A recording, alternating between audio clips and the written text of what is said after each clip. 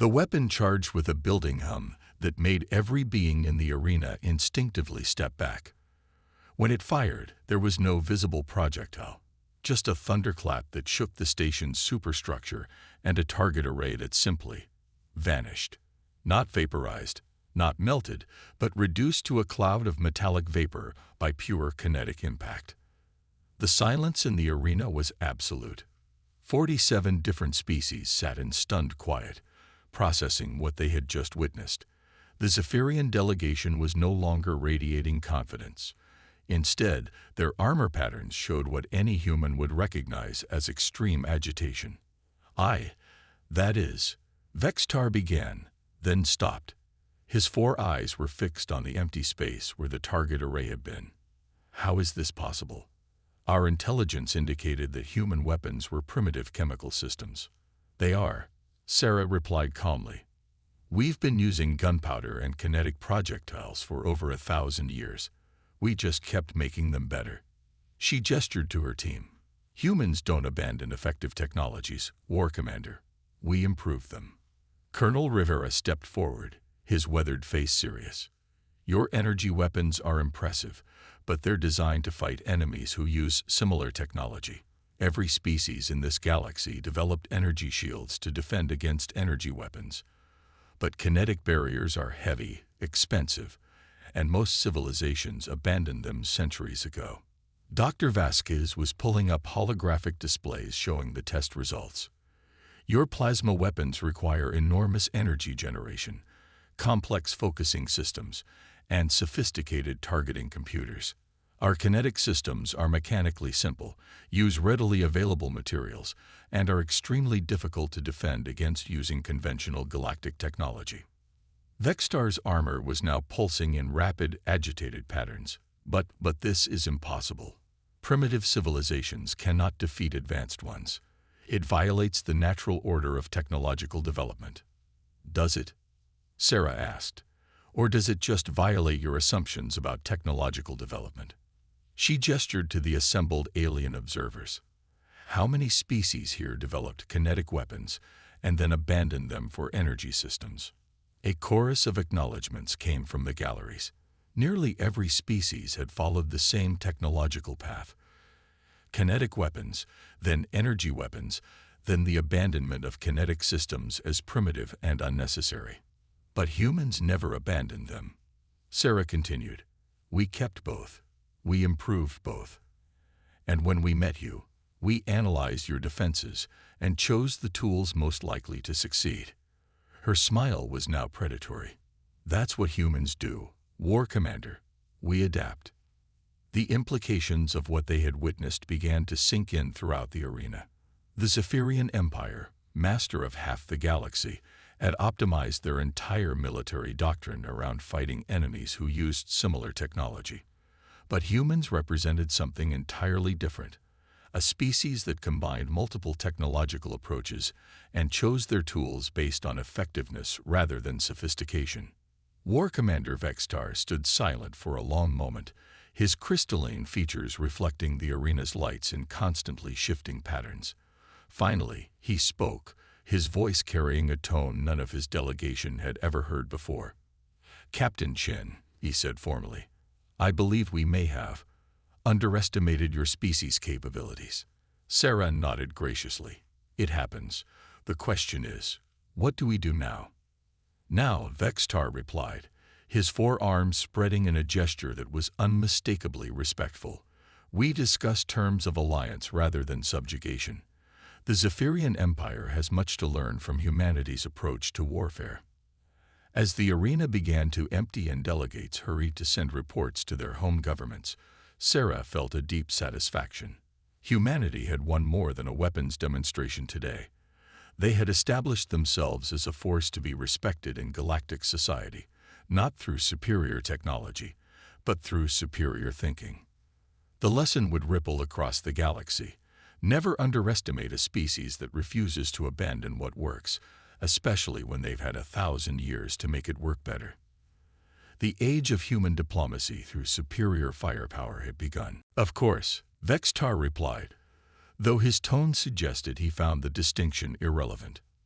We will test our weapons against standard galactic armor and shielding systems.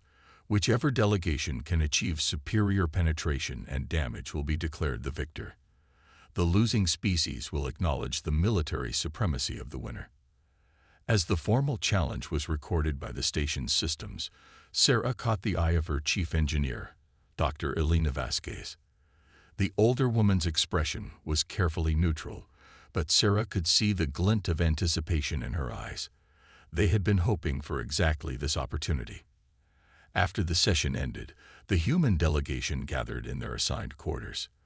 The rooms were spartanly furnished but comfortable, designed to accommodate a wide variety of alien physiologies. Sarah looked around at her team. Soldiers, engineers, and diplomats who had volunteered for what everyone knew was likely a one-way mission into the unknown. "Well," Colonel Rivera said, loosening his collar, "that went about as expected.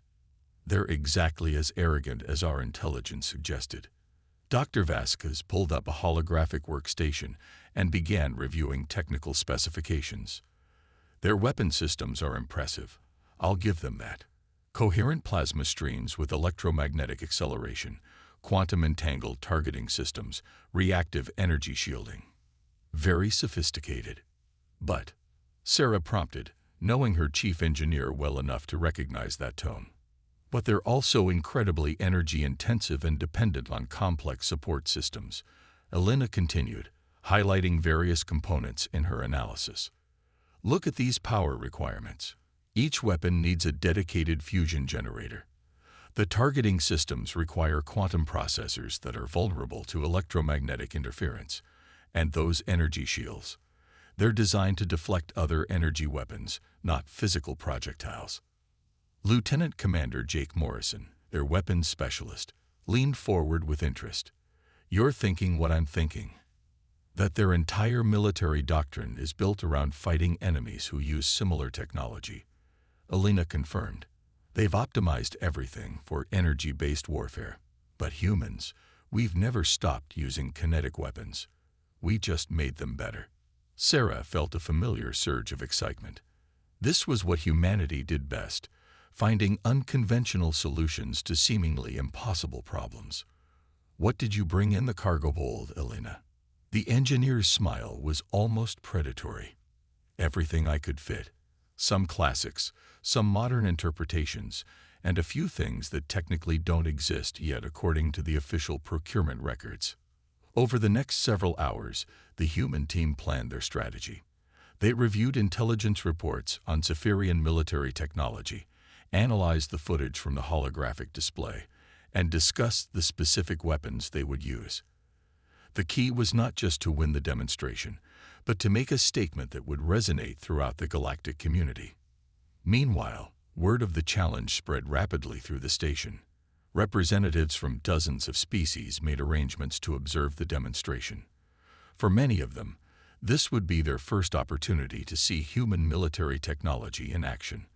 Most were curious about what the newcomers might bring to the table. Some were openly skeptical about humanity's chances against the Zephyrian war machine. In the Zephyrian quarters, War Commander Vextar was consulting with his military advisors. The holographic tactical display showed detailed analyses of human weapons based on intelligence gathered from their first contact encounters. Chemical propellant firearms, electromagnetic railguns, explosive missiles, all categorized as primitive kinetic systems.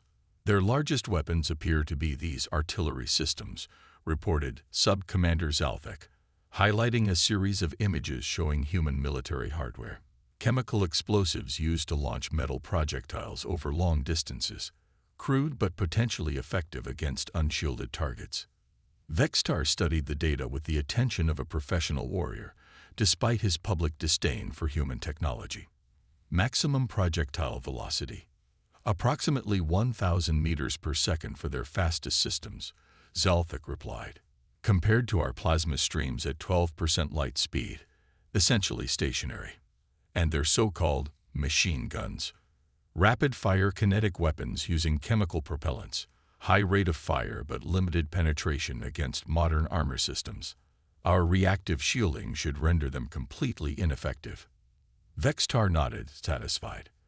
The humans were clearly out of their depth, but he respected their courage in accepting the challenge. Perhaps after their inevitable defeat, they would be more reasonable in the peace negotiations. The Zephyrian Empire could use their manufacturing capabilities and natural resources, assuming they could be properly guided. As the station's day cycle wound down, both sides made their final preparations. In the human quarters, Dr. Vasquez was making last-minute adjustments to systems that hadn't been field-tested. Colonel Rivera was briefing the demonstration team on safety protocols and engagement rules. Captain Chen was reviewing diplomatic protocols for after their victory. Because despite the odds, she had no doubt they would win. The question wasn't whether human weapons could overcome Zephyrian defenses. The question was how dramatically they would do so, and what message that would send to the rest of the galaxy. Tomorrow would determine humanity's place among the stars. The Reckoning. The demonstration arena was a marvel of engineering, constructed in one of Harmony's Edge's largest cargo bays. The space had been transformed into a testing ground with reinforced barriers, sensor arrays, and holographic projection systems that would allow the assembled observers to witness every detail of the upcoming display. Representatives from 47 different species occupied the viewing galleries, their various forms of communication creating the symphony of anticipation. Captain Sarah Chen stood with her team at one end of the arena, checking their equipment one final time. The human demonstration setup looked almost comically simple compared to the Zephyrian war machines arrayed on the opposite side, where the aliens had brought sleek energy weapons mounted on floating platforms. The humans had wheeled carts carrying what appeared to be museum pieces. War Commander Vextar's delegation had arrived in full ceremonial battle armor, each piece a work of art that pulsed with contained energy. Their weapons were works of scientific beauty. Crystalline focusing arrays that channeled plasma streams, gravity manipulators that could crush matter at the molecular level, and shield generators that created visible distortions in spacetime itself. Ladies, gentlemen, and esteemed beings, announced the station's eye arbitrator, its voice carrying clearly through the arena's acoustics. Today's demonstration will test the effectiveness of each delegation's military technology against standard galactic defense systems. Phase 1 will test penetration capability against progressive armor types. Phase 2 will evaluate rate of fire and sustained combat effectiveness. The target zone displayed a series of barriers: basic metallic plates, energy-reactive composites, quantum-stabilized ceramics, and finally, a scale model of Zephyrian battle armor complete with active shielding. Sensor arrays would measure penetration depth, energy transfer, and structural damage. Vextar stepped forward, his forearms spread in a gesture of confident authority. With your permission, we will demonstrate first. Let there be no question about the superiority of Zephyrian military science. The War Commander's weapon specialists activated their first system, a focused plasma cannon that hummed with barely contained energy. The weapon's crystalline focusing array began to glow, building up charge for several seconds before releasing a brilliant stream of superheated matter. The plasma bolt struck the first target barrier with devastating effect, vaporizing a perfect circular hole through the metal plate. Approving sounds rippled through the alien observers. The plasma weapon continued through the progression of targets, each impact more impressive than the last. The energy-reactive composites melted away like ice in a furnace. The quantum-stabilized ceramics held for a fraction of a second before their molecular bonds collapsed. Even the Zephyrian battle armor simulation showed significant damage, though its shields managed to deflect the worst of the impact. Excellent penetration characteristics, noted the AI arbitrator. Plasma stream temperature measured at approximately 50,000 degrees Celsius. Complete penetration of first 3 target types, 73% effectiveness against final target. Vextar's armor pulsed with satisfaction. Now observe our rapid engagement system. A different weapon platform moved forward, this one mounting what appeared to be multiple plasma generators in a rotating array. The system began firing in sequence, sending a continuous stream of energy bolts downrange. The rate of fire was impressive, nearly 30 shots per minute, each one carrying enough energy to vaporize a small vehicle. The demonstration continued with gravity weapons that crushed targets from within, molecular disruptors that caused matter to simply cease existing, and shield breakers that could overload defensive systems with cascading energy feedback. By the time the Zephyrian display was complete, the target zone looked like a scene from an apocalyptic nightmare. Most impressive, the AI arbitrator announced, Zephyrian weapons demonstrate superior energy output, excellent penetration characteristics, and diverse tactical applications. The demonstration is complete. Vextar turned toward the human delegation, his crystalline features radiating smugness. Your turn, Captain Chen. Please, show us these primitive kinetic weapons we've heard so much about. Sarah stepped forward, accompanied by Dr. Vasquez and Lieutenant Commander Morrison. Behind them, their technical team began uncovering their equipment. What emerged would have looked familiar to any human military historian, but utterly alien to the galactic observers. The first weapon was something the Zephyrians recognized from their intelligence reports, a heavy machine gun, though this one looked far more robust than the chemical propellant weapons in their files. Dr. Vasquez began explaining as the team set up. This is our M2047 electromagnetic acceleration system, she said, her voice carrying clearly through the arena's amplification system. It uses magnetic coils to accelerate projectiles to approximately 4,000 meters per second. Much faster than chemical propellants, though still well within what most species would consider kinetic velocity ranges. The weapon was mounted on a stable platform and aimed at the target array. When Morrison activated it, the result was dramatically different from the Zephyrian display. Instead of brilliant energy discharges, there was simply a rapid series of sharp cracks as projectiles broke the sound barrier. The targets began disintegrating in a completely different way, not vaporized by heat, but torn apart by kinetic impact. The first barrier was shredded in seconds. The energy-reactive composites, designed to absorb and dissipate heat, were useless against solid projectiles that simply punched through without generating significant thermal signatures. The quantum-stabilized ceramics held up slightly better, but the continuous impact of tungsten core projectiles eventually overwhelmed their structural integrity. But it was the final target that generated gasps from the alien observers. The Zephyrian battle armor simulation, with its active energy shielding, had no defense against kinetic projectiles. The shields were calibrated to deflect energy weapons and plasma streams. Solid matter moving at high velocity simply passed through them, as if they weren't there. Interesting, Vextar said, though his tone had lost some of its earlier confidence. Your weapon appears effective against energy shielding, though its lack of thermal signature limits its tactical applications. Oh, we're just getting started, Sarah replied with a smile that didn't reach her eyes. Elena, show them the classics. Dr. Vasquez unveiled their next weapon with obvious pride. It was a beast of engineering. Multiple rotating barrels surrounding a central ammunition feed system.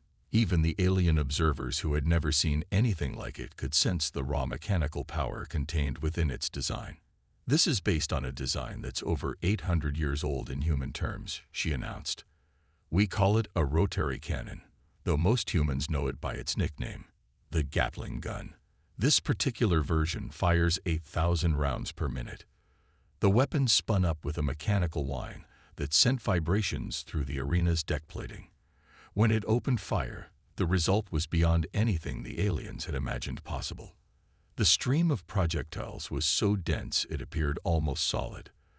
The targets didn't just fail. They were utterly destroyed, reduced to clouds of metallic debris in seconds. The Zephyrian delegation was no longer lounging confidently in their positions.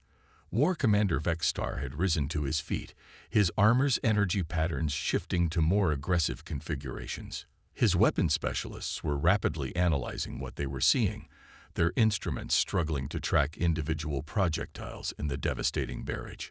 Rate of fire is exceptional, the AI arbitrator noted with what might have been surprise in a sentient system.